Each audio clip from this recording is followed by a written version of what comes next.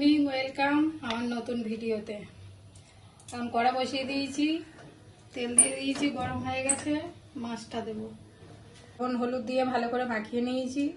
এবার মাছটা কড়াই দিয়ে দেবো, তেল গরম হয়ে গেছে।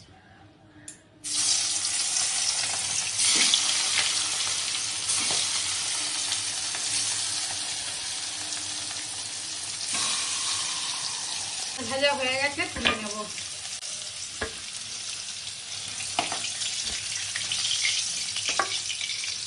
পেঁপে আলু মাছ ঝোল করার জন্য ফোড়ন দিয়ে দেবো কালো জিরে,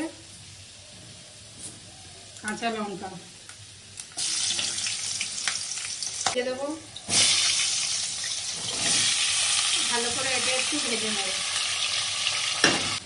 এবার একে একে মশলাগুলো সব দিয়ে দেবো।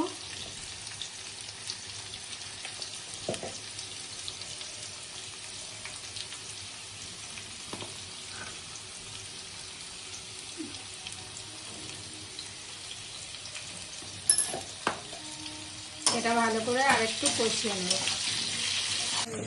মশলা দিয়ে ভালো করে কষানো হয়ে গেছে। এবারে পরিমাণ মতো জলটা দিয়ে দেবো।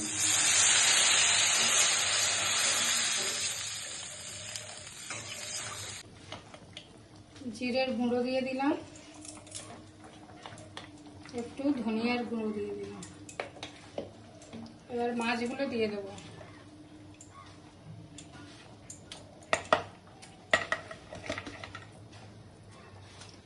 আর একটু বাদে নামিয়ে নেব।